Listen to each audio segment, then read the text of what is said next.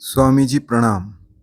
एक साधक के जीवन में ट्रांज़ैक्शन पीरियड आता है, फिर निर्वाण आता है और फिर परिनिर्वाण आता है उसके जीवन में। इस दौरान उसे किन-किन अवस्थाओं से होकर के गुज़रना पड़ता है, कृपया हमें गहराई से समझाएँ। धन्यवाद।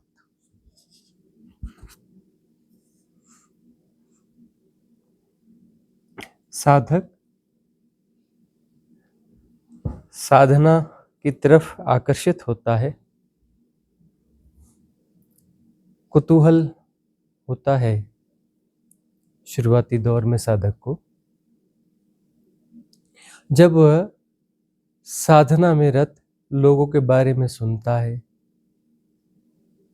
या साधना की कथाएं सुनता है या किन्हीं साधकों को देखता है, थोड़ा कुतूहल पैदा होता है और फिर उसकी खोज धीरे धीरे चलती है। धीरे धीरे वह जिज्ञासु हो जाता है, जिज्ञासा करता है कि धर्म है क्या, ध्यान है क्या, साधना है क्या।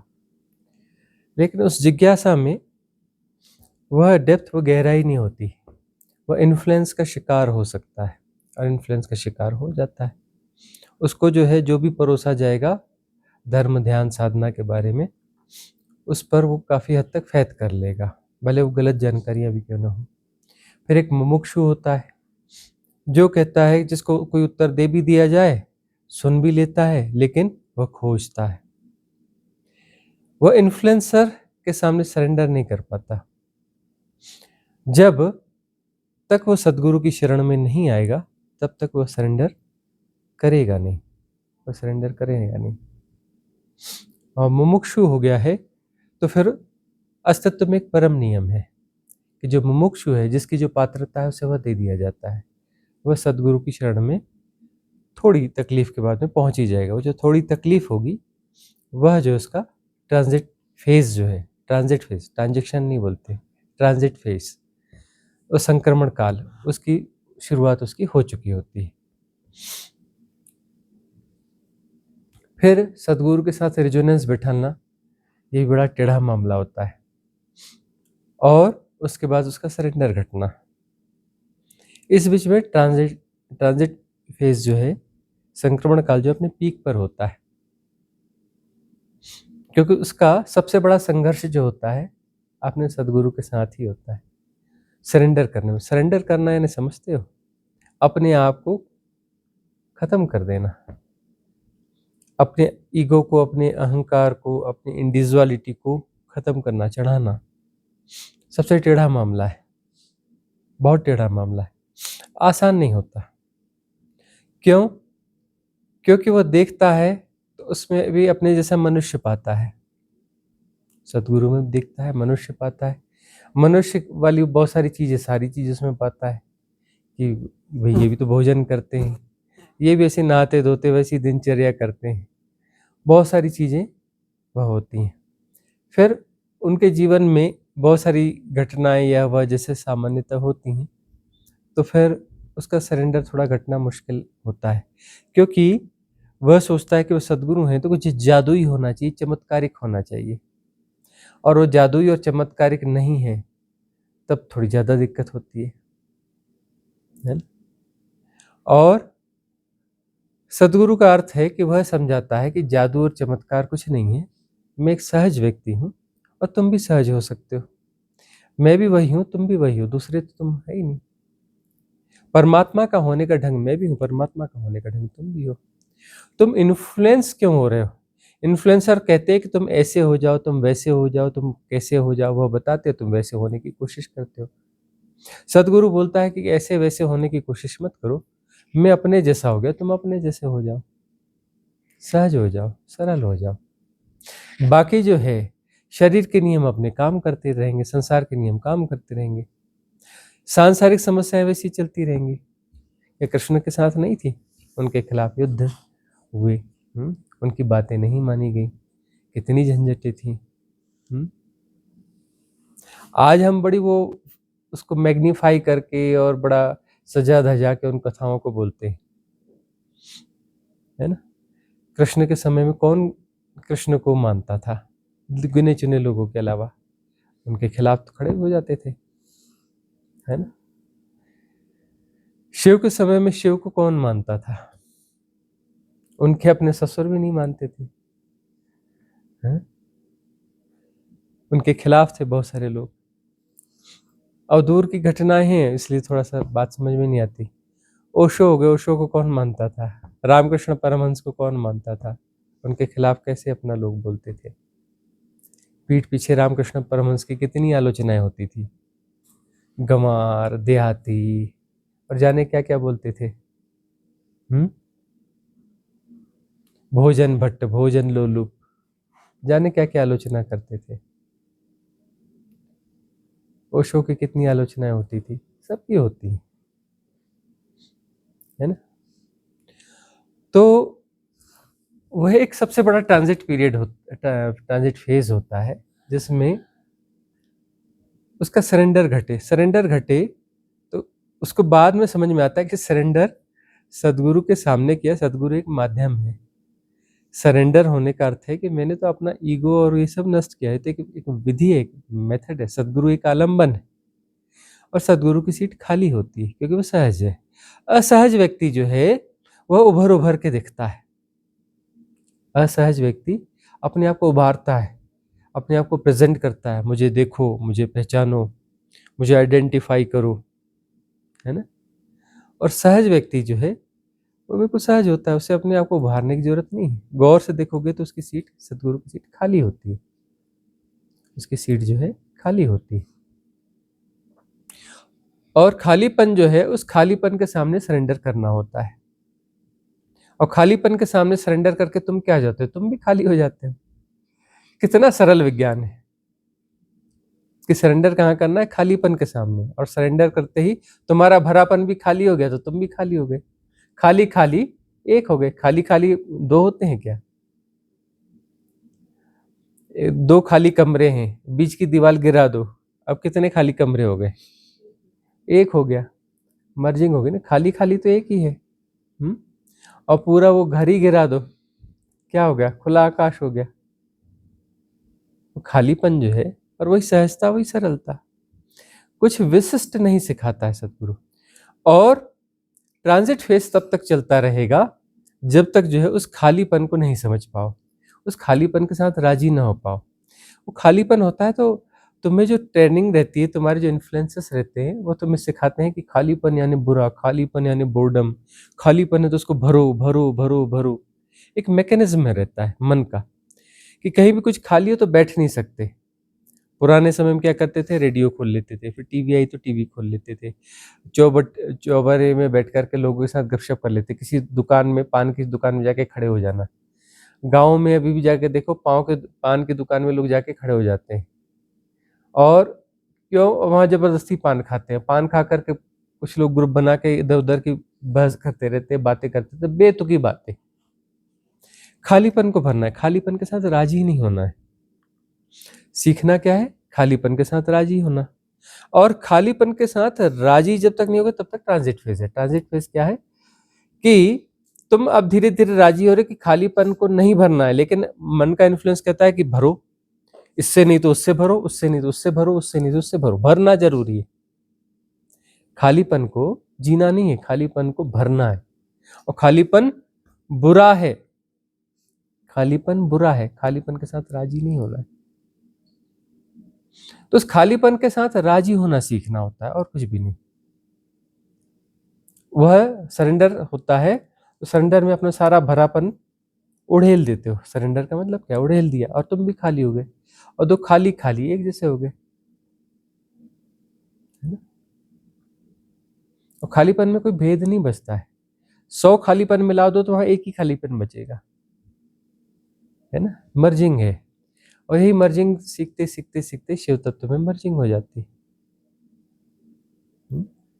और ट्रांजिट फेज का मतलब है कि तुम्हारा मैकेनिज्म कहता है कि नहीं, ये खालीपन को भरना है, इससे नहीं तो इससे भरो, उससे नहीं तो उससे भरो, उससे नहीं तो उससे भरो, अशुभ नहीं तो शुभ से भरो, किसी अच्छे से भरो, किसी अच्छी प्रैक्टिस से भरो। शैली कहती है वो बाकी चीजें अब मैं नहीं करूंगी, मैं संगीत सीखूंगी, संगीत से भरूंगी, है ना। अपने उस खालीपन को अब संगीत से भरूंगी। लेकिन भरना जरूरी है, खालीपन के साथ राजी नहीं रहना है, और सीखना खालीपन के साथ राजी होना है। दुनिया भर के इन्फ्लुएंस कहते हैं कि कुछ ना कुछ करते रहो, समय मत गंवाओ, समय अमूल्य है, समय मत गंवाओ। ऐसे बहुत सारे स्लोगन्स रहते हैं ना, टाइम इज गोल्ड, है, इसको मत गंवाओ। मतलब टाइम को गोल्ड में कन्वर्ट करो, है ना, कुछ ऐसा करो कि जो है धन कमा लो, प्रीशियस मटेरियल वह जो है इकट्ठा करो, ठीक है ना, यही सिखाया जाता है।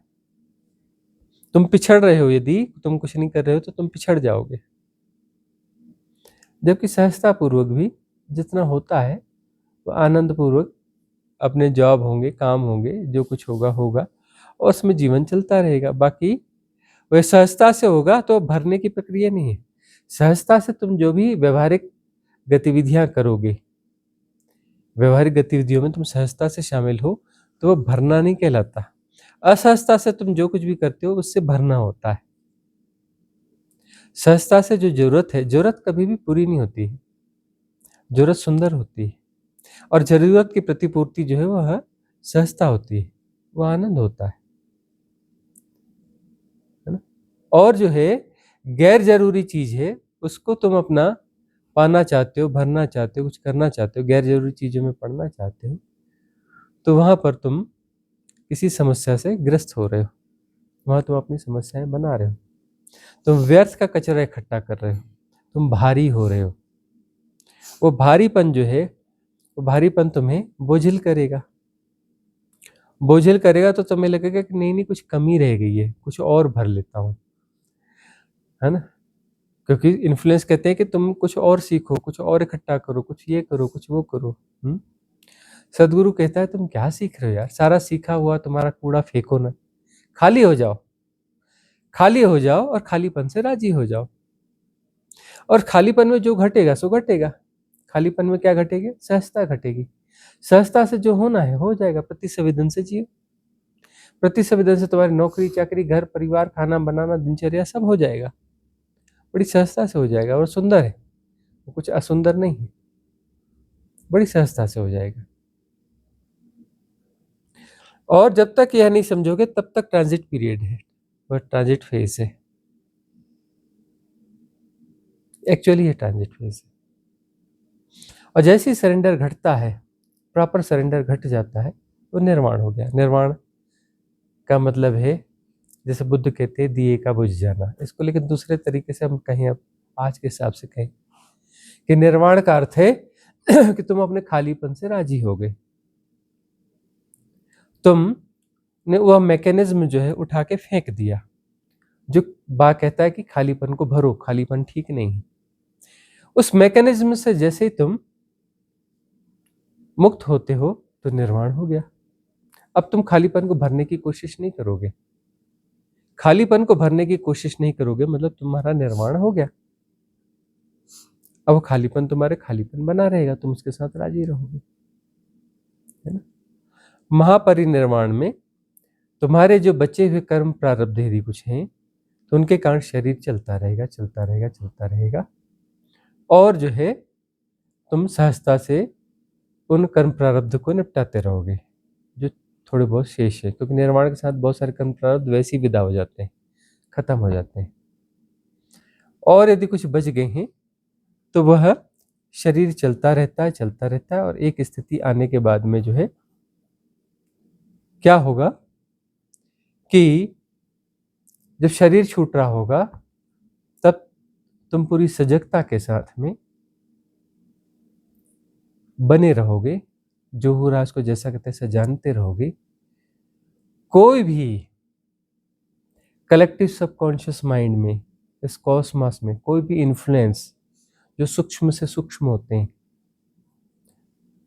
तुम उनके प्रति सजग रहोगे कि वो वहां पर कोई इन्फ्लुएंस क्रिएट न कर दे शरीर छोड़ते समय। तुम सजग रहोगे तो इन्फ्लुएंस कोई तुम्हें प्रभावित कर ही नहीं सकता। इसलिए सजगता और समता तुम समता में प्रतिष्ठित रहोगे, सजग रहोगे, तो सब तरफ के इन्फ्लुएंस रहेंगे, लेकिन तुम्हारे आसपास वह भेद नहीं पाएंगे।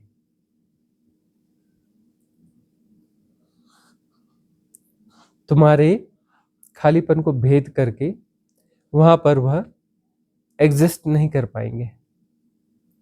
और धीरे धीरे तुम जो है शरीर का छूटना देखोगे।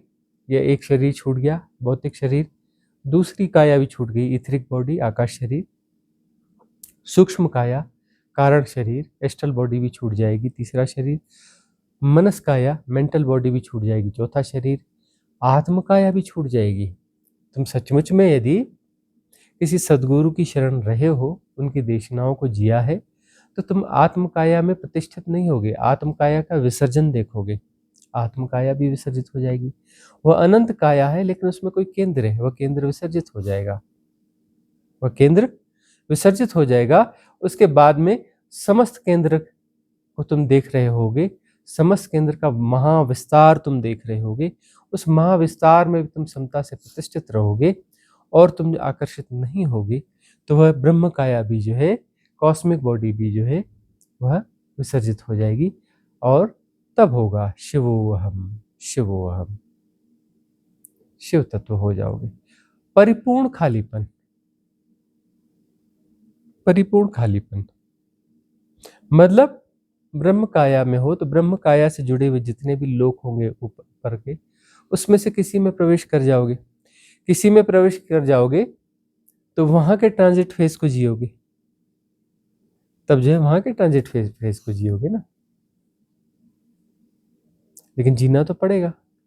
सेपरेशन बड़ा हो, विराट हो, तुमने चुना है तो वहां पर सेपरेशन के सारी चीजों को तुम्हें भोगना पड़ेगा। अब वहां पर अलग टाइम जोन होगा, ये टाइम जोन नहीं होगा, बड़ा थिन होगा। तुम्हारा जीवन यहाँ इस 3D का, त्रिआयामी जगत का, वहां का एक दिन, तो वहां दिन, 2 दिन, 4 दिन तो बड़े कुछ अच्छे गुजरेंगे, फिर उसके बाद में बोर्डम आती जाएगी, फिर वहां के महाबोर्डम को जियोगे, उस महान ट्रांजिट फेज को जियोगे, फिर बोलोगे नहीं नहीं वो नीचे के लोक में फिर जाए। अनागामी भी लोग भी होते हैं, तो वहां के ट्रांजिट फेज बड़े लंबे होते हैं अनागामी लोग के। वहां नीचे के लोक में जन्म नहीं लेना है, वहीं पर साधना करते हुए मुक्त हो जाओगे, लेकिन वहां के ट्रांजिट फेज जो है वहां के टाइम जोन के हिसाब से होंगे। अब तुम घबरा जाते हो कि यहाँ जो ट्रांजिट फेज है, साल 2 साल का, 6 महीने का, 3 महीने, 2-3 साल का, 4 साल का, उससे तुम घबरा जाते हो। बुद्ध महावीर को देखो तो एक से गौर से देखो ना, 40 साल का ट्रांजिट फेज है पूरे। यदि साधना में आए थे, ये उसके पहले भी जो साधक पिछले जन्मों के हैं, वो बचपन से ट्रांजिट फेज को जी रहे होते हैं, है ना। बुद्ध जैसी चेतना को 40 साल का ट्रांजिट फेज है, महावीर को 40 साल का ट्रांजिट फेज है, लंबे लंबे ट्रांजिट फेज है, और तुम घबराने लगते हो। ट्रांजिट फेज तो रहेंगे, तुम्हें ही भोगने पड़ेंगे, किसी और ने नहीं भोगना है, क्योंकि रेजिस्ट तुम ही करते हो। तुम अपने खालीपन को स्वीकार नहीं कर पाते, तुम अपने होने को, अपनी संपत्ति को, तुम्हारी जो भी संपत्ति है, ज्ञान की, इन्फ्लुएंसेस की, है वह विपत्ति, लेकिन तुम्हें संपत्ति लगती है। अजहूं चेत गंवार, सपना यह संसार।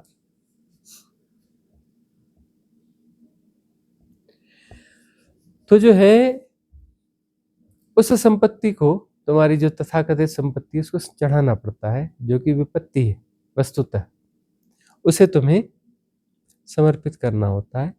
जैसे वह तुम चढ़ा देते हो, तुम खाली हो जाते हो, खालीपन से राजी हो जाते हो, बात बनने लगती है, ट्रांजिट फेज जो है समाप्त होने लगता है, तुम्हें भोगना ही पड़ता है। और पिछले जन्म का साधक है तो उसका ट्रांजिट फेज तो तब तक है, जब तक निर्वाण नहीं होता, तब तक ट्रांजिट फेज है, तब तक ट्रांजिट फेज है। अगला प्रश्न किसका है? स्वामी जी प्रणाम। भगवान शिव ने 112 विधियां दी हैं ध्यान की, अब तो खैर 113 हो गई हैं। तो मैं ये जानना चाहता हूँ, भगवान शिव तो निराकार हैं, तो उन्होंने किसके माध्यम से ये विधि दी, उनके संबंध में कुछ जानकारी। अरे ये क्या बात हो गई, भगवान शिव निराकार। शिव जो है एक उपाधि रही है, शिव एक उपाधि रही है। और जिस शिव की हम चर्चा करते हैं, कैलाशों के वासी, है ना, वह जो है आदिवासी संस्कृति में पैदा हुए ट्राइब थे वो, और जो है एक कबीले के सरदार थे, एक कबीले के सरदार थे। और उन्होंने जो है वहां से स्विच करके यहाँ आए थे उत्तराखंड की तरफ, है ना, और बाद में उनका विवाह यहीं पर हुआ था। तो ये तो मनुष्य रूप में जन्मे थे, है ना। और वो जो बात होती है वो शिव तत्व की बात होती है ना। स्टार देखते हो, स्टार का कोई नाम होता है? नहीं होता है, लेकिन उसको नाम दे देते हैं कि फलाना खूब दूर का स्टार है, किसने ढूंढा? बोले फलाने वैज्ञानिक ने, बोले उसी का नाम दे दो, है ना। तो शिव तत्व है, तो शिव तत्व उसका कोई नाम ही नहीं है। शिव जो अंतिम तत्व, उसका कोई नाम ही नहीं है। लेकिन अब भाषागत रूप से बात करोगे तो कोई नाम तो देना पड़ेगा ना। जो सत्य है उसकी तरफ इशारा भी नहीं हो सकता? हो सकता है? नहीं हो सकता ना। वह अनंत, असीम, निर्गुण, निराकार, ऐसे हम कहने की कोशिश करते हैं, कहीं से कुछ इशारे करने की कोशिश करते हैं, कमजोर से इशारे हैं हमारे, उसको फिर हम कोई ना कोई नाम देंगे। तो उसको शिव तत्व नाम दिया है। क्यों दिया? उन शिव के नाम से दे दिया, क्योंकि उन शिव ने जो है उस बारे में बहुत सारी बातें बताई, बहुत सारी साधना की विधियां दी, है ना। आदि पुरुष कहे जाते हैं, आदिनाथ कहे जाते हैं, आदिनाथ कहे जाते हैं ना। भगवान शिव को आदिनाथ भी कहा जाता है। पहले तीर्थंकर हुए ना भगवान शिव। कोई इसको पहला तीर्थंकर बोलता है, कोई बोलता है क्या आदिदेव बोलता है, कोई क्या बोलता है, और बहुत सारे नाम है शिव के। तो कि पूरे पीछे पीछे जाएंगे तो वही मिलते हैं। वो जो अरेबियन संस्कृतिज हैं वहाँ, मक्का मदीना उधर पे, वहाँ पर भी देखोगे तो वहाँ पर भी ऐसे शिलालेख मिले हैं। और वहाँ के जो रिसर्चर्स हैं वहाँ के कॉलेज के, उन्होंने फिर जो है उन शिलालेखों के बारे में बताया कि भगवान शिव से संबंधित शिलालेख है, उनका गुणगान उसमें लिखा हुआ है। तो उन्होंने इतना कुछ दिया, तो उसके नाम से जो है वह शिव तत्व कहा जाता है। ठीक है ना, इसमें कंफ्यूज होने की जरूरत है नहीं। तो वो जो है अमरनाथ की गुफा में भी रहे, है ना। तो यहाँ पर उन्होंने जो है 112 ध्यान की विधियां यहाँ पर दी हैं अमरनाथ में, उसकी जो चर्चा करी है। बाद में जो है वो मध्य प्रदेश में भी रहे, अमरकंटक सुना होगा, है ना। बहुत सारी जगह वास हुआ है उनका। पचमढ़ी जो कहते हैं वहाँ पर भी उनका वास हुआ है। भ्रमण के शौकीन रहे, नर्मदा किनारे किनारे उन्होंने बाद में काफ़ी समय बिताया। गंगा किनारे रहे पहले, बाद में नर्मदा किनारे गए, वहाँ पे वास किया, और अंत में फिर अपनी जो ओल्ड एज वाली अवस्था में वापस वो कैलाश चले गए, कैलाश में वापस शिफ्ट हो गए थे, है ना। पहले वहीं के थे और वापस फिर वहीं शिफ्ट हो गए थे। अगला प्रश्न किसका है? प्रणाम स्वामी जी। मैं ये जानना चाहती हूँ कि जिस तरह श्री कृष्ण ने भगवत गीता में कहा है कि तुम अपने सारे कर्म मेरे चरणों में अर्पित कर दो तो तुम निष्काम हो सकते हो, तो क्या साधना पद्धति में कर्म का सिद्धांत अलग है? देखो, साधना पद्धति में देखो क्लिनजिंग करना है। क्लिनजिंग का मतलब वो जो सारे कर्म हैं, सारे पैटर्न्स हैं, संस्कार हैं, विकार हैं, जिन्हें तुम संपत्ति कहते हो, विपत्ति है, उसे तुम्हें समर्पित करना होता है। या तो क्लिनजिंग कर लो या समर्पित कर दो, एनी हाउ। वह भी तो एक विधि हुई ना कि समर्पित कर दो। अब जो है बहुत जटिल हो गया है मनुष्य ना, इतना जटिल कभी नहीं था। टू मच इन्फॉर्मेशन का युग है ना ये। बहुत सारी इन्फॉर्मेशन को जी रहे हो, बहुत सारे इन्फ्लुएंसेस को जी रहे हो। अब बहुत सारी इन्फॉर्मेशन सारी, तो उसमें इन्फ्लुएंसेस तो होते हैं ना, इन्फ्लुएंसेस लिए हुए होती है ना इन्फॉर्मेशंस। तो जो है तुम उनसे भरे पड़े हो, बहुत ज़्यादा कॉम्प्लिकेटेड हो गए हो। तो जो है अब जो कॉम्प्लिकेशन है तो तुम्हारे लिए सरेंडर बहुत मुश्किल घटना है। लेकिन सरेंडर तुम्हारा घट गया तो फिर तुम्हारी बड़ी समस्या खत्म हो जाती है। उसके बाद में क्लिनजिंग की मेथड भी दी जाती है कि क्लिनजिंग की मेथड करते रहो करते रहो करते रहो, तो उससे धीरे धीरे तुम सरल होगे तो शायद तुम्हारा सरेंडर घट जाए, और घट जाएगा तो फिर कुछ इधर से क्लीन हुआ, कुछ इधर से बल्क में क्लीन। इसमें बल्क में क्लीन करने की विधि है ना, कि सरेंडर कर दिया और सब अपना चढ़ा दिया मतलब बल्क में मुक्त हो गए। वो एक मेथड है एक साथ। अब हमने वो बल्क से मुक्त होने के लिए वैसी विधियां भी दे दी हैं। थ्रो योर सेपरेशन, सीधे बल्क में ही सब कुछ उठा के फेंक दो। चक्र शुद्धि ध्यान, अलग अलग चक्रों का पूरा उसमें फिल करो और अनंत आकाश में विसर्जित कर दो, है ना। बहुत सारी विधियां दी हैं, और भी अनेक विधियां हैं। तो क्लिनजिंग तो करनी पड़ेगी। तो तुम कहीं भी झुकते हो तो जैसे पुरानी सनातन परंपरा में झुकना सिखाया जाता था, है ना। किसी के भी सामने झुका देते थे, फलाने दादाजी झुक जाओ। अब दादाजी की क्वालिटी है या नहीं कोई मतलब नहीं है, लेकिन तुम झुक जाओ, उम्र का लिहाज करके तो झुक जाओ। भले वो गड़बड़ आदमी हो, बेवकूफ आदमी हो, लेकिन तुम झुक जाओ, है ना। ये फलाने काका जी है, ये फलाने नाना जी है, फलाने बुआ जी है, फलाने ही है, तुम सबके सामने झुको। उनकी एबिलिटीज हैं या नहीं उस पर मत ध्यान दो, तुम झुकना सीखो। फिर जो है पेड़ के सामने झुक जाओ, नदी के सामने झुक जाओ, चांद तारों के सामने में झुक जाओ, पहाड़ के सामने में झुक जाओ, किसी मंदिर के सामने में झुक जाओ, किसी पत्थर के सामने में झुक जाओ, शिवलिंग के सामने में झुक जाओ, है ना। झुको, झुकना सीखो। तो झुकोगे तो झुकने का एक मैकेनिज्म है ना, एक ढंग है।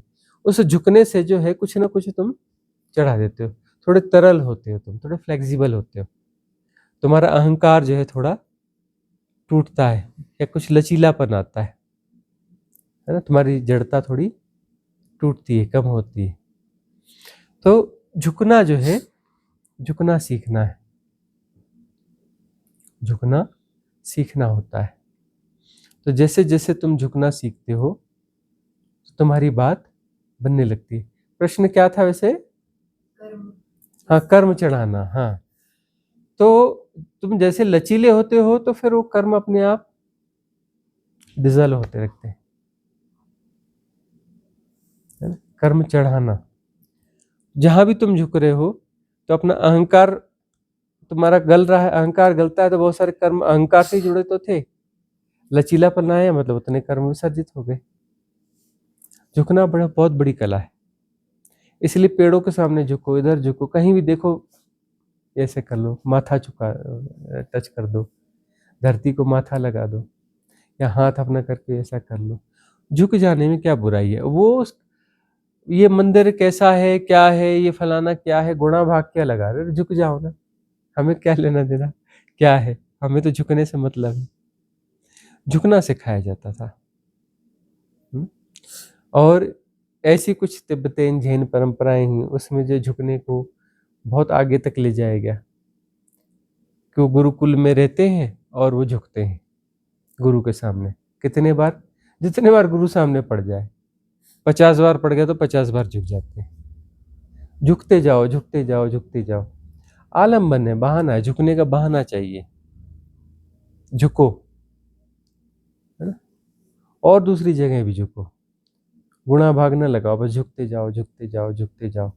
ये चढ़ाना है, इसमें अहंकार लचीला होता है ना। अभी होता है ना, अरे हम झुकेंगे, कोई दिखेगा तो क्या कहेगा, अरे कोई देखेगा तो क्या कहेगा। आजकल ऐसा है ना, झुकने वाला थोड़ा मूर्ख है, अज्ञानी है, ऐसा है। और जो अपना टाई बांध के थोड़ा वैसा करके और कॉर्पोरेट कल्चर के हिसाब से चल रहा है ना, ज्यादा गुड मॉर्निंग कहेगा हाउ आर यू सर कहेगा, उसको जो सिखाया गया है, बाकी उस तरीके से नहीं झुकेगा, प्रोफेशनल होगा, है ना। जहां पर कुछ लेन देन होगा, कुछ दिखता है, कुछ बेनिफिट होगा, तो वहां पर उतना वो झुकना दिखाएगा, good morning sir, how are you sir, है, उससे ज्यादा कुछ नहीं। अब जो है यहाँ पर झुकना है, और यहाँ पर कोई हिसाब किताब नहीं है, पाने का सवाल नहीं है, सिर्फ झुकना है, गुणा भाग नहीं है, तो लचीलापन आएगा। एक पत्थर के सामने झुक रहे हो तो लचीलापन तो आएगा ही ना, कहीं ना कहीं तो आएगा ही ना लचीलापन।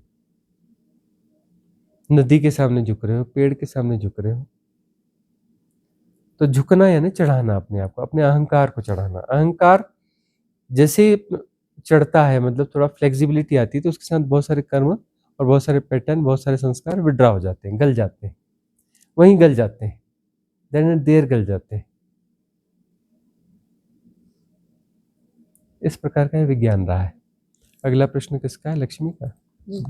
गुरुदेव जी प्रणाम। मेरा प्रश्न ये है कि स्वामी योगानंद जी की आत्मकथा में उनके गुरु युक्तेश्वर जी ने अपने उन शिष्यों को जो शारीरिक रूप से बीमार थे, उन्हें चांदी का ज्योतिष कड़ा पहनने को कहते थे।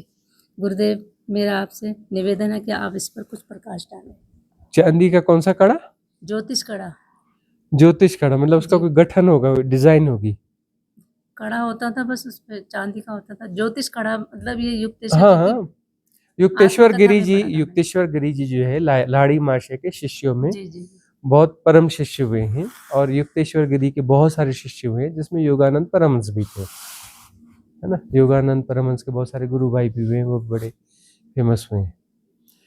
तो जो है अब ठीक है, वो एक कुछ ऐसा विज्ञान रहा है, बहुत सारी चीजें होता है। अब बाद में लोग कहेंगे कि अरे वो फलाने गुरु जी थे मृत्यानंद जी, वो अपने शिष्यों को कहते थे कि ये दवाई अपने साथ में रखा करो हैं, ये औषधियां रखा करो, वो अपना आयुर्वेद की उल्टी सीधी दवाई न खा करके ये खाया करो, फटाफट फायदा हो जाता है। वो अपनी रिट्रीट में भी रखा करते थे और वही देते थे। तो इस प्रकार की चीजें हो जाती है। अब उनके जो थे उनको उन्होंने कहा होगा।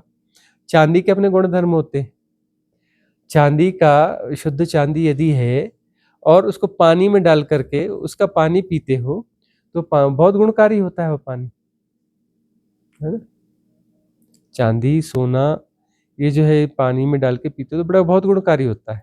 कुछ लोग तांबा भी पीते हैं, लेकिन तांबा उतना गुणकारी नहीं होता। तांबे का प्रयोग करते हो होश से करना, करके देखना, तो मेरी किडनी पे थोड़ा दबाव महसूस होगा, थोड़ा वहां पे दर्द वर्द कुछ कुछ चालू हो जाएगा, है ना। तांबा ठीक है, थोड़ा बहुत किसी किसी को फायदा करता होगा, लेकिन ज्यादा फायदा करता हमें नहीं समझ में आता, और ज्यादातर लोगों को तो नुकसान करता है। एल्यूमिनियम नुकसान करता है ना, लेकिन चांदी फायदा करती है।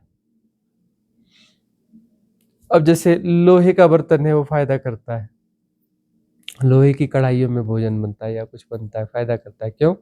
उसमें लोहा मिल जाता है।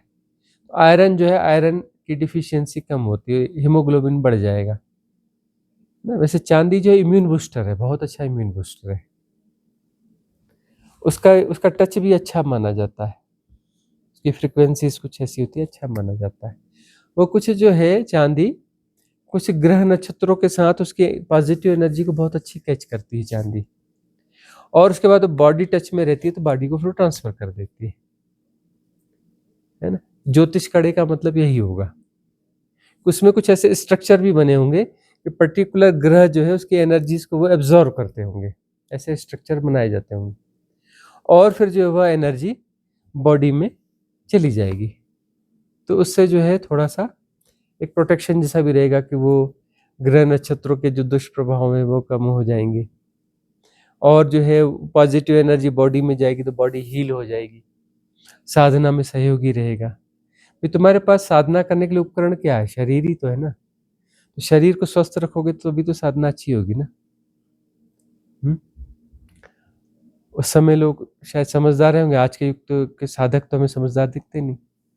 अभी जाएंगे कोई चॉकलेट खा लेंगे, चॉकलेट, जबकि बोलते हम इतने पढ़े लिखे हैं, ये है वो है, गूगल में जा करके थोड़ा कहीं वैज्ञानिक रिपोर्ट ठीक से पढ़ेंगे नहीं कि चॉकलेट जो है उसमें कुछ तत्व ऐसे होते हैं जो तुम्हारी हाथों पे जाके चिपक जाते हैं, है ना। कब निकलते हैं? जब चिता में अग्नि दी जाती है, जब चिता जलती है तब उसके साथ वो जल करके रूप बदलते हैं।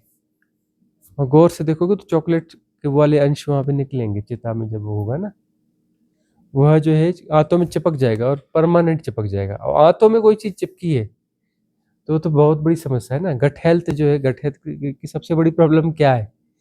ऐसी चीजें खाओ जो आंतों में चिपके ना, और कुछ ऐसा करो कि आंतों में चिपका हुआ जो भी गंदगी है वो साफ होती रहे। और आंतें यदि साफ रहेंगी, स्वच्छ रहेंगी तो अच्छा काम करेंगी, अच्छा काम करेंगी तो तुम स्वस्थ रहोगे। अब तुम्हारा सारा चिंतन पेट से जुड़ा है जी, गैस हो रही जी, यह हो रहा जी, वह हो रहा जी, तुम पेट में उलझे पड़े हो, तुम्हें है ना परम तत्व का चिंतन करना है, तुम पेट के चिंतन में लगे हो, थोड़ी गैस हो रही है, डाइजेस्ट नहीं हुआ जी, यह नहीं हुआ जी, अरे खाने का कोई है ना, मतलब वो जो है, इधर तुम इसकी चिंता कर रहे हो, उधर तुम अपना एक पैकेट खोलोगे फिर कुछ मुंह में खा लोगे, अरे पहले का पुराना ये भी प्रॉब्लम तुम्हारा सॉल्व नहीं हुआ। फिर वो दुनिया भर के पैकेट आते हैं भाई, किसी भी दुकान में जाओ, ऐसे छोटे छोटे छोटे 1000 पैकेट वहां लटके रहते हैं, बोले इस किस्म का नमकीन है, ये इस किस्म का नमकीन है, इस किस्म का बिस्किट है, इस किस्म का चॉकलेट है, और जाने क्या क्या आ गया, और सब वो खरीदते रहते लोग, जाकर ये देना वो देना वो देना, कुछ भी खोला खाया, विचार ही नहीं करते, इतना होश ही नहीं कि शरीर का मैकेनिज्म क्या है। शरीर को एक फूड दोगे तो 6 घंटे तक उसको फिर दोबारा बीच में दोबारा कुछ भी नहीं देना होता है, और वो तुम्हारी समझदारी है कि तुम उसे दो तो अपना दोपहर में थोड़ा ठीक ठाक एक बार में दे दो, हैं, और दूसरी बार 6 घंटे बाद 7 घंटे बाद कुछ दोगे तो फिर वो हल्का दो, लाइट दो, और तीसरी बार देने की कोई जरूरत नहीं है। वो समझदारी तो है नहीं, कहते हमें इतना नॉलेज है, टू मच इन्फॉर्मेशन है, दुनिया भर की जानकारियां हैं और कॉमन सेंस कुछ है नहीं। वो कुछ भी कप में डाल के कोई कौन से लिक्विड डाल के पीते रहते हैं, कोई बोलता है चाय है जी, कोई बोलता है कॉफी है जी, कोई बोलता है फलाना है जी, उसमें तो क्या क्या आता है, कैफेचिनो क्या क्या होते हैं, हाँ। अरे वो छोड़ो, वो किसी कंपनी अपनी का नाम नहीं लेना चाहिए। तो ऐसे दुनिया भर की चीजें आती हैं, और वो जो है लोग उसको यूज करते रहते हैं बगैर ये ना समझे कि इसका शरीर पे कुछ लाभ है या नहीं है, और शरीर उसको लेकर के क्या करेगा। एक बिस्किट खा लिया, अब वो तो शरीर बोलता है कि भाई 6 घंटे के लिए मुझे माफ करना, मुझे मेरे एक बिस्किट मिला, एक मिला कि 10 मिला, काम तो मेरा पूरा है, मुझे एंजाइम्स पूरे छोड़ने हैं, और जो है उसकी प्रोसेस कंप्लीट करनी है ना। अब वो कंप्लीट हुई नहीं, तुमने दूसरा डाल दिया, वो कंफ्यूज हो गया कि अब मैं क्या करूं भाई, कहाँ से एंजाइम लाऊं, क्या करूं, और 2 जगह कैसे काम करूं, एक जो है हाफ प्रोसेस में, एक नया आया, इसको उसके साथ मिक्स नहीं कर सकते, फ्री हूं नहीं, और बहुत ज्यादा एनर्जी लगती है, भोजन पचाने में सबसे ज्यादा एनर्जी लगती है, इसलिए उपवास किया जाता है। तुम्हारी जो है बॉडी का जो है हीलिंग कैसे होगी, तुम्हारे जो मरी हुई कोशिकाएं हैं, ये है उसको साफ करना है, कुछ डैमेज उसको सुधारना है, उसके लिए एनर्जी कहाँ से लाओगे, फुर्सत कहाँ से लाओगे, तुम्हारे शरीर तो बस पचाने में ही लगा भाई, एक नहीं पचा, दूसरा आ गया, तीसरा आ गया, ये आ गया, वो आ गया, रात में मुश्किल से सोए तब भी पेट में कुछ ठसाठस भरा हुआ है, बहुत सारी लेयर्स बनी हुई हैं, रात भर में उसको जैसे तैसे क्लियर किया है, और फिर जब सुबह होते ही तुमने कुछ ना कुछ डाल दिया, चाय कॉफी ये वो दुनिया भर कुछ ना कुछ फिर डाल लिया। अब शरीर के पास तो अपने आप को ठीक करने के लिए कुछ है ही नहीं, है ना? इसलिए जो है देखो कैसे जीते हैं और कैसे मरते हैं, तरह तरह की बीमारियां, ये वो 60-70 साल में अपना खिसक जाते हैं। यदि भोजन की प्रक्रिया ठीक ठाक रहे, जीने का ढंग ठीक ठाक रहे, तो जो है आराम से 150 साल 200 साल जी सकता है व्यक्ति, और स्वस्थ जिएगा, स्वस्थ जिएगा। तो 100-120 साल की उम्र तो लगभग जवानी जैसी ही होती है ना, अधेड़ावस्था कह लो, अधेड़ावस्था जैसा है। बुढ़ापा यानी 150 साल के बाद बुढ़ापा चालू होगा, लेकिन तुम तो अभी 50-55 साल में बूढ़े हो जाते हो, 50-55 साल में बीमारियों का घर बन जाते हो, 60-65 साल में खिसक जाते हो, होश ही नहीं है ना कि शरीर का मैकेनिज्म क्या है, कैसे करना है, क्या करना है। और ऐसे तुम्हारे पास बड़ा ज्ञान है, भगवान जाने ज्ञान किस काम का है, ऐसा ज्ञान किस काम का है जिसमें कॉमन सेंस भी न होता हो, दुनिया भर की इंफॉर्मेशन से। तो तरह तरह की विधियां करते रहोगे कि हम अपने आप को ऐसे हील कर रहे हैं, इस विधि से हील कर रहे हैं, फलानी वो कुछ रेकी फेंकी खेकी क्या क्या होता है ना, कुछ फलाना ये वो उल्टा सीधा कुछ तो करते रहते हैं, ये कर रहे हैं वो कर रहे हैं, ये थेरेपी ले रहे हैं, उसके पास जा रहे हैं उसके पास जा रहे हैं, ये सीख रहे हैं। अरे कुछ मत सीखो, भोजन दुरुस्त कर लो, हफ्ते में एक बार उपवास कर लो, सब ठीक हो जाएगा। और महीने में एक बार यदि 72 घंटे का उपवास करके देख लो, महीने में एक बार 72 घंटे पानी के अलावा कुछ भी नहीं खाना पीना, सिर्फ पानी पीना, तो और शरीर की बहुत सारी बीमारियां ठीक हो जाएंगी। कैंसर वैंसर ये वो सब निपट जाएगा। शुरुआती स्तर पे भी कुछ हो रहा है ना, निपट जाएगा। कैंसर वैंसर होगा ही नहीं, बहुत सारी बीमारियां खत्म हो जाएंगी। और इंटरमीडिएट फास्टिंग जिसको कहते हैं ना, अपना नेचुरोपैथी का, है ना, वह तो होना ही चाहिए कि 16 घंटे तो कुछ ना खाओ, 8 घंटे के बीच में सिर्फ 2 बार खाओ, तीसरी बार शरीर को कुछ नहीं देना सिवाय पानी के। भोजन के बाद में पानी नहीं देना, भोजन के बाद 1.5-2 घंटे तक पानी नहीं देना। तुम बहुत अच्छा महसूस करोगे तो ये उपकरण है तुम्हारा, उपकरण ठीक रहेगा, तुम पेट में उलझे नहीं हो, डाइजेशन में नहीं उलझे हो, है ना, ये गड़बड़ी स्वास्थ्य में नहीं उलझे हो, ठीक ठाक रहोगे। ठीक ठाक रहोगे तो हल्का महसूस करोगे, हल्का महसूस करोगे तो साधना अच्छे से होगी। उपकरण तुम्हारा ये ना। अब तुम शरीर अन्नमय कोश में ही उलझे हो, अरे मेरा ये है, मेरा वो, मैं यही तुम्हारा मैं मेरा यही है, इस नीति में कैसे जाओगे? शरीर के साक्षी कैसे होगे? शरीर हल्का और निर्भर होगा तभी तो शरीर के साक्षी हो पाओगे ना। उस पहली नीति को तभी तो जान पाओगे ना कि मैं शरीर नहीं हूं। अब शरीर की पीड़ाओं में इसमें उसमें उलझे हो तो शरीर के पार उठोगे कैसे? फिर उसके बाद मन के पार उठोगे। अब मन के पार भी कैसे उठोगे? इतने इन्फ्लुएंस, इतने गार्बेज, दनादन कुछ भी खाए जाते हो। हाँ, खोला इंटरनेट और खाना चालू, इंटरनेट से खाए जाते हो, कुछ भी कूड़ा कचरा खाए जाते हो। हाँ, इंटरनेट ऐसा ही है, वो सीधे तुम्हारे पाइपलाइनें वहां जोड़ देता है तुम्हारे दिमाग में और कूड़ा डालना चालू कर देता है, तुम खाए जाते हो गप गप गप। एक मुंह से खाते हो, एक यहाँ से खाते हो, ब्रेन से, अपने ब्रेन से न जाने क्या क्या खाते हो, कितना कूड़ा खाते हो। उस कूड़े को यदि कोई नापा जाए, हाँ, तो न जाने कितना बड़ा भंडार होगा, एक एक के भीतर में कितना कूड़े का भंडार होगा।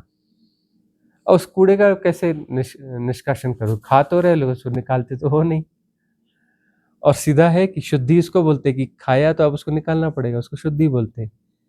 और सबसे बड़ी समस्या है तुम खाते हो और निकलता बराबर है नहीं, तो बीच में परेशानी में पड़ते हो। तो वही खाओ जो डाइजेस्ट करने योग्य, खाने योग्य वही खाओ, उतना ही खाओ जैसे डाइजेस्ट कर सको, जैसे निष्कासित कर सको, तभी स्वस्थ साइकिल होता है। स्वास्थ्य का साइकिल क्या है? वमन विरेचन ठीक से हो जाए, जो खाया सुपाच्य हो और वह निकाल दिया जाए, समय पे निकल जाए। चाहे इस आहार नली से खाया, चाहे इस आहार नली से खाया, चाहे ये सब हृदय के भाव वाले, भावों को भी निकालना पड़ता है। भाव भी क्या है? वो अंदर जो सड़ जाएंगे, वो तो कोई भाव हुआ आया और उसका निष्कासन भी होना चाहिए। वो स्थायी थोड़ी है, उसको भाव को तुम स्थायी कर दोगे क्या? वो हिंदी व्याकरण में होता है ना स्थायी भाव, वो ठीक है, व्याकरण के हिसाब से ठीक है। स्थायी भाव जैसे कुछ नहीं होता। स्थायी भाव का मतलब जो सड़ी हुई चीज, सड़ेगी ना वो चीज। कोई भी चीज जो है खाई, पचाई, निकाली, निकाल दो, निकाल दो, स्वस्थ रहोगे। तुमने खाया, पचाया भी नहीं ढंग से और अंदर पड़ा सड़ रहा है, अस्वस्थ हो जाओगे, अस्वस्थ हो जाओगे ना। तो चाहे शरीर में भौतिक कुछ डालो, चाहे इस मन में कुछ डालो, सुपाच्य है नहीं, खाने योग्य है या नहीं, ये देख के फिर खाओ और उसको पचाओ, पचा करके निकाल दो, फेंक दो। कुछ लोग बड़े शास्त्र कंठस्थ करके रखते हैं। कंठस्थ क्यों कर रहे हो? पढ़ा ठीक है, पढ़ लिया, उसको समझ लिया, जी लिया, निकाल दिया, फेंक दिया। कुछ लोग हम देखते बोले हाँ आपकी देशना मुझे याद नहीं रहती, मैं तो नोट्स बनाता हूँ, ये करता हूँ, ये करती हूँ, नोट्स बनाते हैं कुछ लोग, रट्टा मारते हैं। वही काहे रट्टा मार रहे हो? देशना भीतर गई ठीक है, इसको कुछ करने की जरूरत नहीं है, बड़ी डाइजेस्टिव है, तुरंत डाइजेस्ट होकर निकल जाती है ना, बाहर हो जाती है। ठीक है ना, बहुत ज्यादा इसका कोई ऐसा बर्डन नहीं बनता, भार नहीं बनता इसका। ये तुम्हें निर्भर करने के लिए, क्या बोलते हैं इसको, लेजिस्लेटिव, लेग्जेटिव, क्या लेग्जेटिव, हाँ लेग्जेटिव, लेग्जेटिव जैसी है। ये तुम्हारे खाने के बाद तुम्हारी बाकी चीजों को भी निकाल के बाहर कर देगी। लेग्जेटिव है ये, है ना? इसको बोलते हैं आयुर्वेद में विरेचक तत्व। आयुर्वेद में क्या कहते हैं? विरेचक तत्व। ये विरेचक की तरह तुम्हारा जो भी अंदर का गार्बेज है उसको भी निकाल के बाहर फेंक देगी। तो बाहर निकल जाना चाहिए, कुछ स्टोर करने जैसा कुछ नहीं है। स्टोर करने के चक्कर में नहीं, स्टोर करोगे सड़ेगी वो चीज, वो सड़ेगी, बदबू मारेगी। ऐसे रहते हैं ना बहुत सारे, वो पोंगा पंडित रहते हैं, खूब रट्टा मारा हुआ है, उनके आसपास रहो कैसी बदबू आती है, देखिए नहीं? झेल सकते हो उनको? कितनी देर झेल सकते हो? तुम्हारे घर में ऐसा आ जाए तो खूब अपना जो है ग्रंथों को, बातों को बोलता रहे, दोहराता रहे, दिन भर तुम्हें अपना सुनाता रहे, अपनी बकबक करता रहे, कितनी ताकत तुम्हारी, कितने दिन झेल सकते हो उसको? तुम्हारे घर में ही तुम्हारे सर पे बैठा रहे और तुम्हें पिलाता रहे, बस अब कितनी देर झेल सकते हो? 1 हफ्ता, 1 महीना, कितना झेलोगे? झेल पाओगे? तो बहुत होश की जरूरत है, चाहे वो आध्यात्म का ज्ञान हो चाहे कुछ भी हो। उसको क्या है? आने दो और जाने दो, आने दो और जाने दो, नहीं तो क्या हो, सड़ेगा वह। सड़ना नहीं चाहिए, ठीक है ना? अगला प्रश्न किसी का है? तो यही है कि वो एक्चुअली ऐसा रहा होगा कि उससे तुम्हारी हेल्थ वगैरह ठीक रहे। वो उल्टी सीधे, उसमें भी कुछ ऐसे स्ट्रक्चर होते हैं कि तुम्हारा मन जो है वो मन के तत्व के साथ ज़्यादा जुड़ा रहता है, मन का विचलन थोड़ा कम हो जाए तो उल्टी सीधी चीज़ें खाने की वो चीज़ें न करो। उसमें उस समय में रहा होगा, उसको उसके जानकार होते हैं, कुछ ऐसे स्ट्रक्चर डिज़ाइन करते हैं उसमें, चांदी के कड़े में स्ट्रक्चर, तो उस प्रकार से वो आसपास की एनर्जी को मैनेज करता होगा। शिवोहम आईडी से है प्रश्न, थोड़ा जोर से बोलना पड़ेगा। शिवोहम आईडी से प्रश्न है। प्रणाम गुरुजी, ओशो के प्रवचन में मैंने सुना है कि एनलाइटनमेंट की घटना जो भी सद्गुरु हुए सबको रात्रि में हुआ है। आप भी रात्रि ध्यान को करने को कहते हैं, तो उसके पीछे का रहस्य क्या है? कृपया डीप में समझाएं गुरुदेव। ज्यादातर सदगुरुओं की कथाएं सुनते हैं तो रात में ही वह जो परम घटना घटती है एनलाइटनमेंट की, रात में ही घटी है। कभी कभी ऐसा हुआ है कि दिन में भी घटी है, लेकिन ज्यादातर रात में घटी है। तो जो है रात में होता है, ऐसा क्यों? दिन में देखो कि इतने ज्यादा विचार होते हैं, पूरी तैरते रहते हैं पूरे कॉस्मॉस में, इतनी ज्यादा एक्टिविटीज रहती हैं, इतनी ज्यादा हलचल रहती हैं, और प्रकाश जो है, प्रकाश में विविधता होती है, प्रकाश बांटता है, प्रकाश जो है बांटता है। अंधकार जो है एक कर देता है। गहन अंधकार में अलग अलग तत्व दिखते हैं? नहीं दिखते ना। गहन अंधकार हो जाए तो सब एक हो जाता है। अभी इतने लोग यहाँ पर बैठे हैं, अभी पूरा गहन अंधकार हो जाए, कितने लोग बैठे हैं? तब इतने लोग नहीं रहेंगे, तब एक ही रह जाएगा। बात समझने में थोड़ी दिक्कत वाली, बोले नहीं जी हम अलग अलग ही रहेंगे। यदि कुछ ना करते हुए शांत बैठ जाएं एक, तो एक, जब साधना में आंखें बंद करके शांत हो जाते हैं सब, वहां पर अनेक लोग नहीं रहते, फिर एक ही रहता है ना। मर्जिंग हो जाती है, मर्जिंग हो जाती है। तो रात्रि जो है वो मर्जिंग की प्रक्रिया है, उसमें मर्ज होते हैं, उसमें वननेस बहुत आसानी से घटती है, उस समय सहजता बहुत आसानी से रहती है, बहुत सारे फ्लक्चुएशंस होते ही नहीं है। तो रात अपने आप में डिवाइन होती है। रात साधना के लिए भी बहुत अच्छी होती है। कई बार ऐसा होता है कि कुछ लोग कहते हैं कि बाकी जगह तो ऐसा नहीं होता, आपका तो रात को 11-11 बजे तक, 12-12 बजे तक सेशन चलता है। ये रात में क्या करते हो आप? रात में क्यों करते हो? रात में कुछ चीजें जो होती हैं दिन में नहीं हो सकती। इसलिए रात का भी हम थोड़ा प्रयोग करते हैं कि रात में सेशन, रात में देशना, रात में साधना, रात में अंधेरे में जंगल वॉक, है ना। तो अंधेरा डिवाइन होता है, और इसलिए भी हम कहते हैं कि रात में अपने कमरे में अंधकार करके सो, लाइट जला के नहीं सोना। अंधकार के साथ राजी होना सीखो, खालीपन के साथ राजी होना सीखो, अंधकार के साथ राजी होना सीखो, और रात को पॉजिटिव ले लो, रात को नेगेटिव मत लो, है ना। और जिस बंदे ने पूछा है उसने अपनी आईडी शिव हम नाम से बनाई, और शिव तत्व जो है हम कहते हैं रब करवा के हाथ रखवाते हैं और कहते हैं डिवाइन डार्कनेस, शिव तत्व, है ना। तो शिव तत्व जो है वो गहन अंधकार, अंधकार देखो प्रकाश जो है कितना बड़ा हो सकता है, अनंत हो सकता है प्रकाश। प्रकाश का कोई ना कोई साइज होगा ना। ठीक है, ये छोटे प्रकाश की बात ना करो, सूर्य का प्रकाश होगा, कितने लाइट ईयर्स आगे जाता होगा, 1000 light year, lakh light year, कहाँ तक जाएगा। और बड़े सूर्य हैं जिनको हम तारे बोलते हैं, हाँ, बहुत सारे तारे ऐसे हैं जिनका प्रकाश जो आज हम देख रहे हैं, पता चला वो 1 लाख साल पहले चमका था, वो आज हमें दिख रही है, लाइट आज यहाँ पहुंची है। और ये भी पता चला बाद में अपना, हम यदि कोई इन्फॉर्मेशन आ जाए कि वह हमें दिख रहा है ना, और जो है 50,000 साल तक और दिखेगा, लेकिन वो मर चुका तारा, खत्म हो गया, अब है ही नहीं तारा, लेकिन हमें कितने साल तक, 50,000 साल तक और दिखेगा, क्योंकि उसकी लाइट आ रही है, अभी लाइट चल रही है और आ रही है, अभी तो आती रहेगी ना, 50,000 साल तक तो आती रहेगी, और जबकि तारा है ही नहीं, मर चुका, अब खत्म हो चुका, लेकिन तब भी 50,000 साल तक दिखेगा। तो चलो, अब वो प्रकाश जो है लाख लाइट ईयर्स का हो गया, करोड़ लाइट ईयर्स का हो गया, अरब लाइट ईयर्स का हो गया, और कितना होगा, खत्म हो जाएगा ना। इन्फिनिटी की सापेक्षता में, अनंतता की सापेक्षता में उस दायरे का क्या मूल्य है।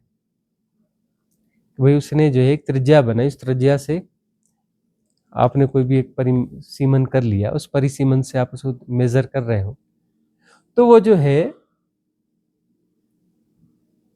वह अनंतता की सापेक्षता में उस वृत्त का क्या मूल्य है, शून्य, कोई मूल्य ही नहीं है, इक्वल टू 0। अनंतता की सापेक्षता में कितना भी बड़ा क्यों न हो, कितना भी विराट क्यों न हो, वो शून्य होता है, इक्वल शून्य होता है। उसमें जो है एक छोटा सा तिनका या छोटा सा पत्थर और सूरज जो धरती से भी 10 करोड़ गुना बड़ा है ना। अब जो है ये दोनों जो है इक्वल 0 होते हैं अनंतता की सापेक्षता में, ये छोटा बड़ा नहीं होते, इक्वली 0 होते। तो जो है प्रकाश कितना भी बड़ा क्यों ना हो, प्रकाश तो क्षुद्र ही होगा ना अनंतता की सापेक्षता में। और प्रकाश होता कहाँ पर है, अंधकार के बीच कुछ छोटे से हिस्से को प्रकाशित करता है।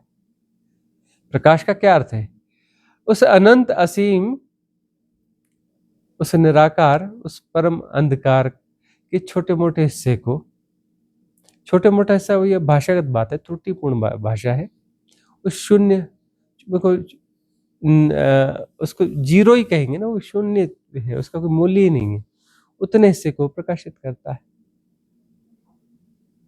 ठीक है ना। तो प्रकाश जो है पैदा होता है, नष्ट होता है, कभी पैदा होगा और नष्ट भी होगा। प्रकाश एक दायरे में ही रहता है, उससे ज्यादा नहीं हो सकता है। और अंधकार अनंत है, असीम है, निर्गुण है, निराकार है। तो रात बहुत गहरी चीज है, रात बहुत गहरी चीज है। रात में हम अंधकार के सानिध्य में जाते हैं, हालांकि यह अंधकार भी परम अंधकार नहीं है, यह अंधकार भी ऐसा है कि घटी हुई लाइट जैसा है, इसलिए कम प्रकाश है।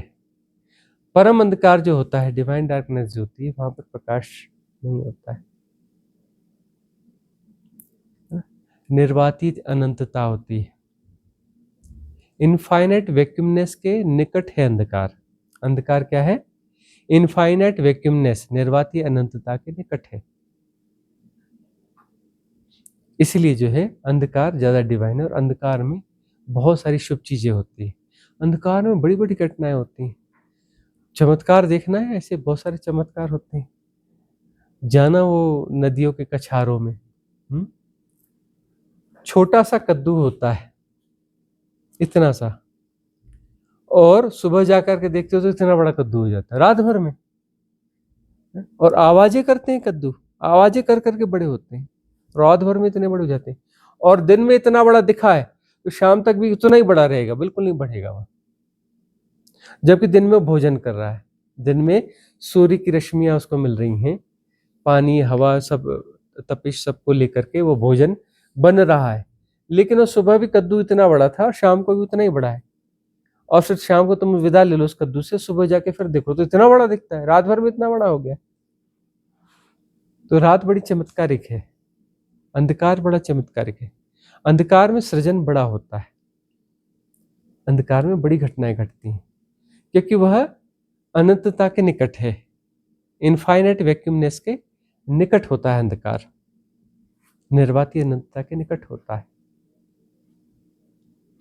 ठीक है ना, इसलिए जो है रात में घटनाएं ज्यादा घटती, कुंडलिनी जागरण की घटनाएं भी रात में ज्यादा घटती हैं। 99% जो कुंडलिनी जागरण है वो रात में होता है, 99% से ज्यादा।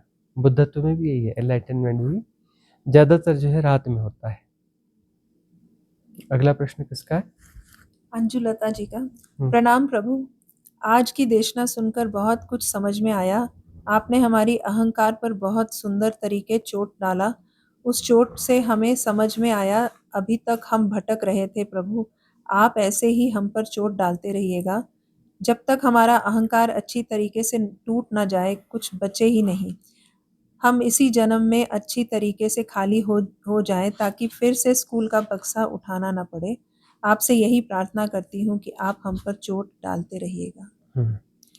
देखो, सदगुरु तो वही होता है जो है ना, चोट ही मारता है। सदगुरु का काम एक ही है, चोट मारना, दूसरा कोई काम ही नहीं है। वो तुम्हें तोड़ता है अलग अलग तरीकों से, अलग अलग आयामों से तुम्हें तोड़ता है। और तुम क्या हो? बहुत सारे इन्फ्लुएंसेस का जोड़ हो। उस जोड़ से जो है अहंकार जैसा कुछ भासता है, वो जोड़ टूट जाए तो अहंकार भी गायब हो जाएगा। अहंकार कुछ नहीं है, बहुत सारे इन्फ्लुएंसेस का, इंफॉर्मेशंस का जोड़ मात्र है ना। और काम सिर्फ तोड़ने का ही है, जोड़ने का काम नहीं है। सदगुरु जोड़ता नहीं, सिर्फ तोड़ता है, सिर्फ तोड़ता है। तभी तो तुम खाली हो पाओगे ना। सब कुछ टूट फूट जाएगा, वहां पे खालीपन हो जाएगा। और देखना ये कि तुम्हें खालीपन से राजी होना है। खालीपन को भरने वाले मैकेनिज्म को सपोर्ट नहीं करना है, उस मैकेनिज्म को विड्रॉ करना है ना।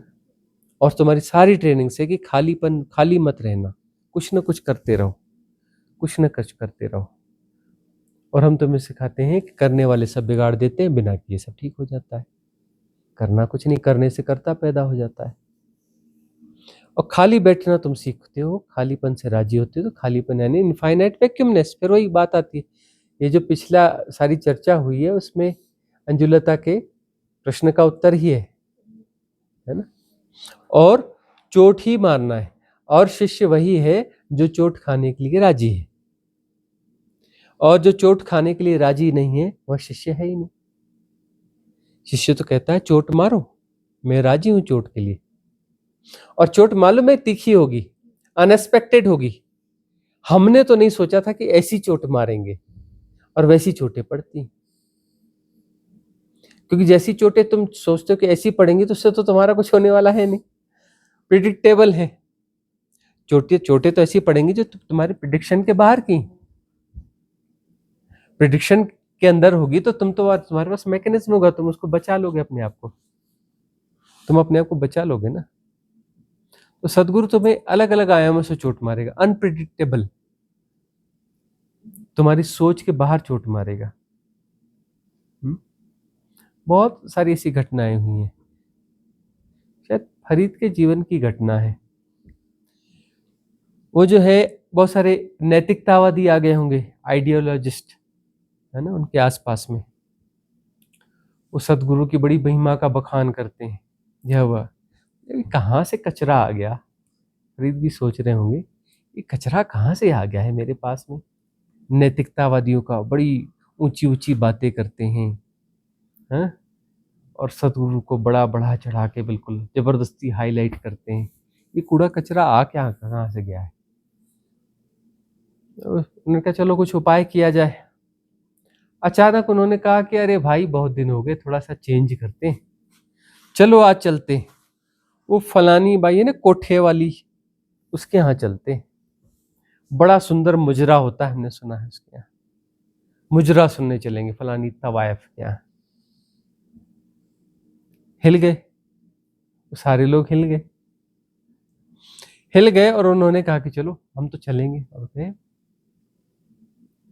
तवायफ जो है खुश हो गई, बोले ये फकीर मेरे दर पे आए, मेरी तो किस्मत खुल गई। राजे महाराजे आते हैं वो कौन सी बड़ी बातें हैं, उनका क्या मुल्क, कई राजे आते हैं कई जाते हैं, उनका क्या। वो धन भी चढ़ा जाते हैं, उस धन का क्या, बहुत देख लिया। कोई फकीर मेरे दर पे आया है, आज तो मेरी किस्मत खुल गई। बड़ी आवभगत करी और फिर अपना उसने तुरंत सूचना करा दी कि भाई आज तो पैक है, आज किसी सेठ साहूकार इनको कोई जगह नहीं मिलेगी, किसी राजे महाराजे को जगह नहीं मिलेगी, आज तो स्पेशल गेस्ट आए हैं। तो उन्होंने कहा कि क्या, बोले आज तो मुजरा सुनेंगे। तो बहुत महाराज बड़ी कृपा, सुनाएंगे अच्छे से अच्छा। और जो है इसमें जो है कुछ शिष्य कसमसाना चालू हो गए कि अब यहाँ से भागने का मौका कैसे मिले। मुजरे चलते रहे, हाँ वाह वाह वाह वाह, और सुनाओ। आधी रात होते होते जो ज्यादातर शिष्य जो है उन्होंने कहा महाराज हमको तो विदा दो। आप बोले हम तो रात में यहीं रहेंगे। कोठे में ही रहोगे रात में? हाँ रात में यहीं रहेंगे हम। तो सारे आइडियोलॉजिस्ट, सारे जो वो नैतिकतावादी थे, सबने वही विदा ली कि महाराज हमें तो विदा दो। बिल्कुल विदा, सीधे चले जाओ, दोबारा लौट के नहीं आना। अंदर ही अंदर तो फरीद यही कह रहे होंगे, इन्हीं से तो मुक्ति चाहिए थी, नैतिकतावादियों से, आइडियोलॉजिस्ट लोगों से। बड़ी ऊंची ऊंची बातें करते हैं, है ना, बस बकवास करने में माहिर है, बकवास ही आती है ना। आइडियोलॉजिस्ट जो सहज नहीं होता, पता है ना। नैतिकता का मतलब जो नहीं है उसको जबरदस्ती स्थापित करने की कोशिश करना, जो तुम्हारा गुणधर्म नहीं है उसको जबरदस्ती प्रोजेक्ट करना। नैतिकता तो यही होती है ना। जो मैं नहीं हूं वह अपना जबरदस्ती नियमबद्ध तरीके से उसको जीने की कोशिश कर रहा हूं, जो मेरी क्वालिटी नहीं है। नैतिकता का क्या मतलब है?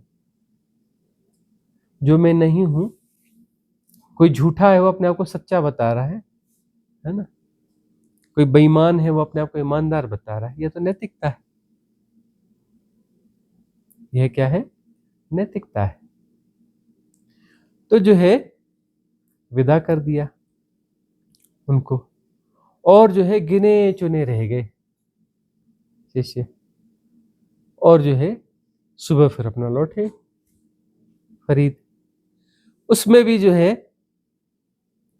दिन दो दिन में कुछ और छट गए, बहुत कम बचे, बहुत कम बचे। तो फिर फरीद कहते हैं कि भाई अब अपना जो आश्रम है बड़ा निर्भर, हल्का और अच्छा लग रहा है, एनर्जी बड़ी अच्छी हो गई।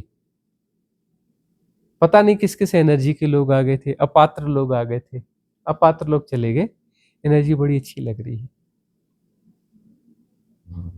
ना। ऐसे गुरजीएफ हुए।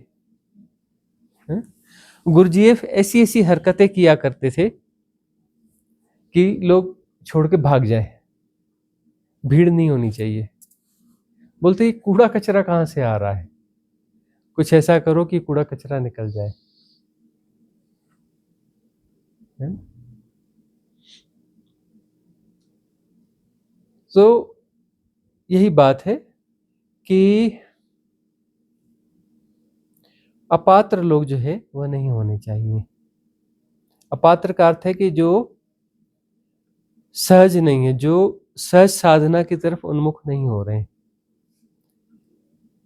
ऐसे व्यक्ति जो है ना किसी जादू चमत्कार सिद्धि उस तरफ आकर्षित होते हैं। जो नैतिक लोग हैं या इस किस्म के लोग हैं ना, वह जादू चमत्कार सिद्धियां उल्टी सीधी चीजें, यही उन्हें चाहिए होता है। सारी साधना सहजता की साधना है। अंततः सारी साधना जो है सहजता की साधना, सहज होना है।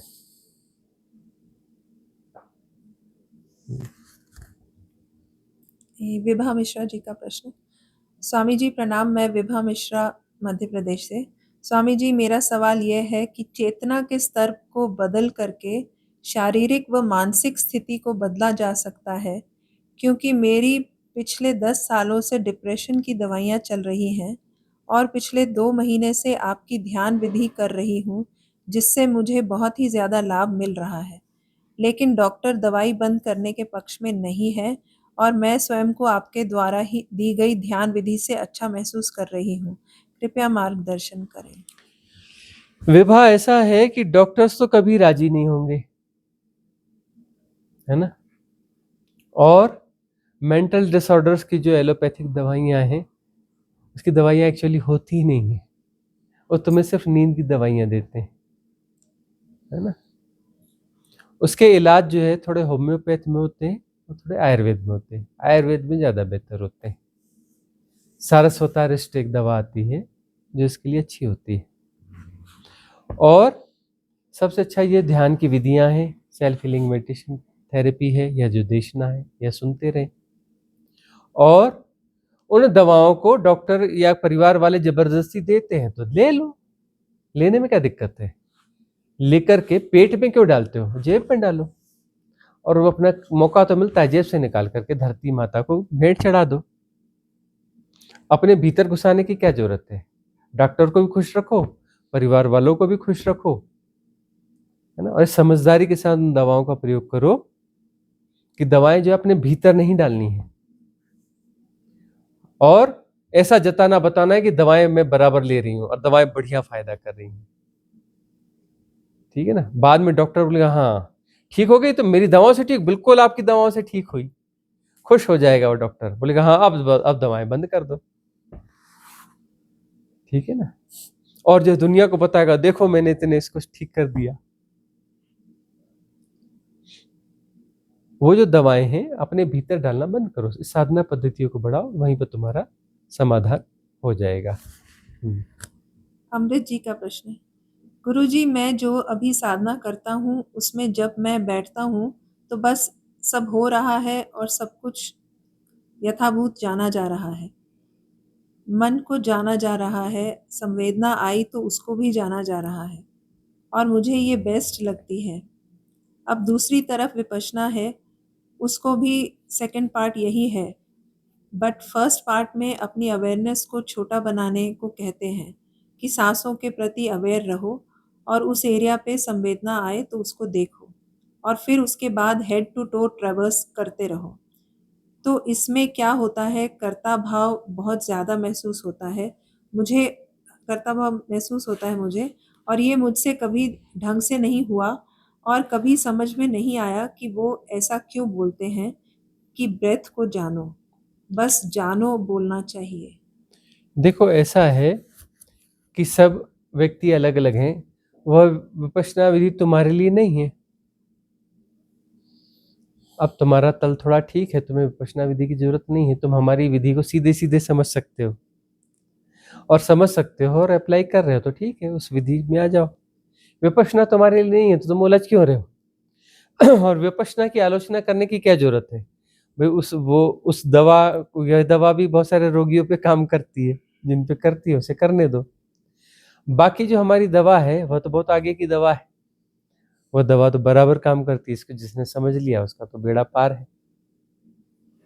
तो तुम्हें जो अच्छा लग रहा है, फायदा कर रहा है, साफ साफ समझ में आ रहा है, तो यह तो विवेक है ना। विवेक यह है कि उसे प्रयोग मिला और बाकी चीजों को छोड़ दो, भटकने की जरूरत नहीं। असली विधि तुम्हारे हाथ में आ गई जिससे तुम्हारा काम बन जाएगा, ठीक है, बन जाएगा तो बात पूरी होगी। आखिरी प्रश्न लेते हैं। चरणजीत जी का प्रश्न है। प्रणाम मेरे प्रभु जी, मेरे भीतर एक कविता उतरी थी और वह कविता मैं किसी शख्स को सुनाने जाने वाली ही थी, तभी बाहर गली में घूमने वाले साधु संतों की मंडली के भजन कीर्तन का शोरगुल शुरू हो गया। मैंने अपने भीतर से प्रश्न किया कि यकायक ऐसा क्यों हुआ। भीतर से आवाज़ आई कि उस पल यानी उस समय को जूम करके देखो, कुछ घटा भी जिसे शब्दों में एक्सप्लेन नहीं कर सकती। मेरा प्रश्न यह है कि क्या समय को भी जूम किया जा सकता है या यह बस भ्रमित करने वाली मनोकल्पना है? कृपया प्रकाश डालें। देखो, समय यानी मन, ठीक है ना। और मन को तुम जो है, मन क्या है? सापेक्षता को जीता है ना। किसी समय को जो दुरूह होता है, कठिन होता है, उसे बड़ा करके जीता है। जो समय थोड़ा सरल और सुखदायी होता है, उसको वो बड़ा हल्का कर लेता है, वो छोटा हो जाता है ना, बड़ी सहजता से बीत जाता है। तो जूमिंग तो मन की प्रक्रिया ही है ना। जूमिंग तो मन की प्रक्रिया ही है, मन के होने का ढंग है, इस प्रकार का हो जाता है। तो इसमें बहुत ज़्यादा उलझने की जरूरत नहीं है। मन एक जूमिंग की प्रक्रिया है, तो जूम करके देख भी सकते हो। तो आज की सभा यहाँ समाप्त करें, ठीक है। मंगल कामना करेंगे। भवतु सब मंगलम,